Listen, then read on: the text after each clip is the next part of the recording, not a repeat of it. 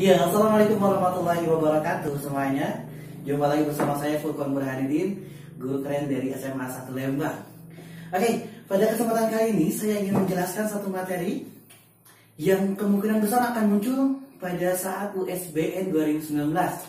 Ya, betul, materinya adalah tentang mawaris. Ini adalah soal yang rutin setiap tahun nongol di USBN.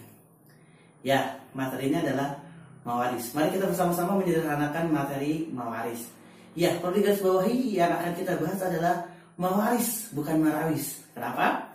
Karena marawis itu adalah seni dari Timur Tengah.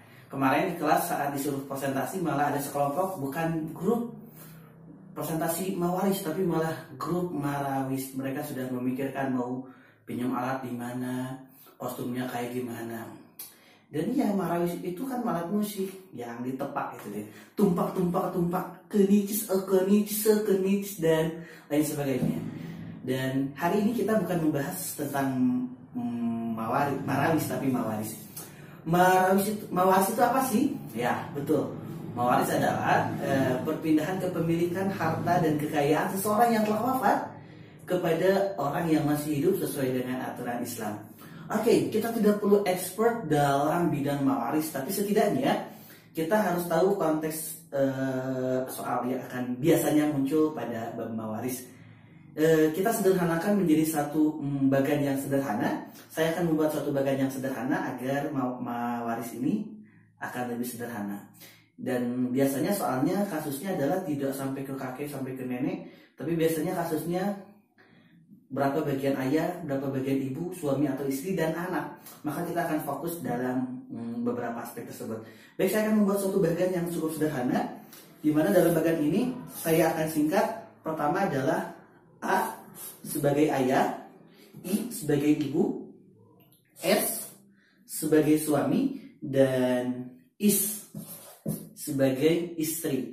Jadi ketika salah satunya wafat, pasti akan mendapatkan hak waris. Pasti beberapa aspek ini pasti akan kebagian waris. Dan selanjutnya adalah anak, AN atas nama anak. Dan ada anak laki-laki, juga ada anak perempuan. Bagiannya seperti ini. Oke? Anak, istri, suami, ayah, ibu, suami, istri, anak perempuan atau anak laki-laki. Oke, jika seorang salah satu di antara yang ini wafat, maka sisanya akan wafat. Contoh, ketika suami wafat, maka yang lainnya akan kebagian jatah. Ketika ini yang wafat, maka yang lainnya akan kebagian jatah. Dengan catatan, ketika istri wafat, maka yang akan mendapatkan bagian adalah ayah dan ibu dari pihak istri. Kalau dari suami yang wafat, maka yang akan mendapatkan bagian adalah ayah dan ibu dari suami.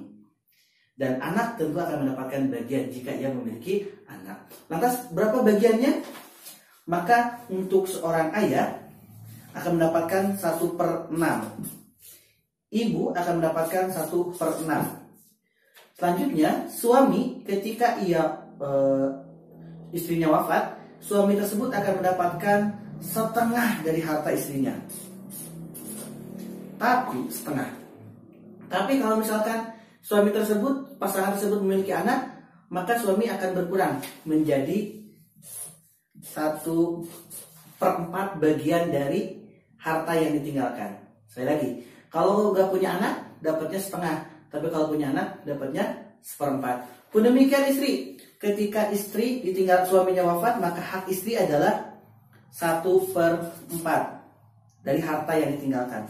Tapi kalau misalkan punya anak, maka haknya menjadi 1/8. Bagiannya sederhana seperti ini. Yang bagian atas ketika tidak memiliki anak, bagian bawah ketika memiliki anak. Nanti untuk lebih jelasnya ada di bawah, ya saya akan tulis di sana.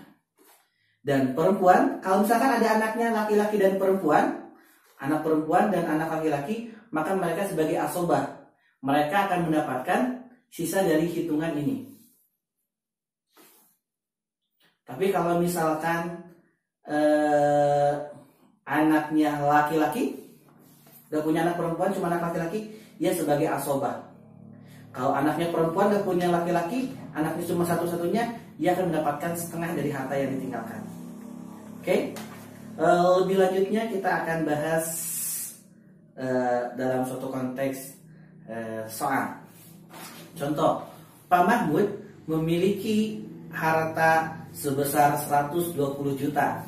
Ia wafat dengan meninggalkan ibu, ayah, istri, 2 anak laki-laki, dan 1 anak perempuan. Maka hitunglah bagian dari setiap ahli waris. Maka teman-teman, yang harus kita kerjakan adalah kita ketahui dulu bahwa hak ayah adalah 1/6, hak ibu adalah 1/6. 1/6 dari harta yang ditinggalkan. Jadi 1/6 untuk bagian ayah, 1/6 dikali 120 juta. Hak ibu 1/6 dikali 120 juta. Sehingga akan dihasilkan ya sekitar hak ibu itu akan mendapatkan 20 juta. Hak ayah akan mendapatkan 20 juta juga karena sama-sama 1/6. Hak istri akan mendapatkan, karena punya anak dalam kasus tersebut, istri akan mendapatkan sebesar 1/8 dari harta yang ditinggalkan suaminya. Jadi hasilnya adalah untuk istri akan mendapatkan 15 juta. Untuk menentukan asobah, maka jumlah hak-hak ashabul furud tadi harus dibagikan, harus dijumlahkan. Hak ayah ditambah hak ibu ditambah hak istri. Jadi 20 juta tambah 20 juta tambah 15 juta, sekitar 55 juta. Maka 120 juta dikurangi 55 juta, sekitar 65 juta asobahnya. Oke? Asobahnya adalah 65 juta. Dan tadi si mayit meninggalkan 3 orang anak, 2 anak laki-laki dan 1 anak perempuan. Rumus yang kedua adalah lidzakari mislul hadil unsayain. Seorang anak laki-laki pasti akan mendapatkan 2 kali lebih banyak daripada anak harta bagian dari anak perempuan.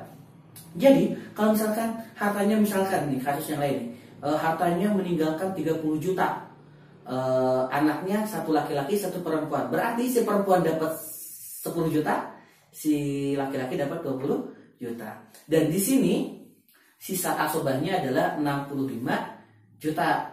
65 juta meninggalkan 2 anak laki-laki dan 1 anak perempuan. Bagaimana cara menghitungnya? Ada 2 anak laki-laki, masing-masing 2 bagian. 2 dikali 2 sama dengan 4. Dan ada 1 orang anak perempuan. 1 anak perempuan itu berapa bagian? 1. Jadi pembaginya adalah 5. Jadi harta asobah sebesar 65 juta dibagi 5 sama dengan 13 juta. Perbagiannya adalah 13 juta. Jadi anak perempuan akan mendapatkan 13 juta dan anak laki-laki akan mendapatkan sebesar 26 juta. Jadi kesimpulannya dari kasus tersebut adalah ibu akan mendapatkan 20 juta, ayah mendapatkan 20 juta, istri akan mendapatkan 15 juta, anak perempuan akan mendapatkan 13 juta, anak laki-laki akan mendapatkan 26 juta. Itulah mawaris. Untuk lebih lengkapnya Anda bisa baca di sini atau di sini. Oke? Itulah tentang mawaris. Dan soal ini biasanya muncul dalam kasus USBN. Selamat mencoba dan semoga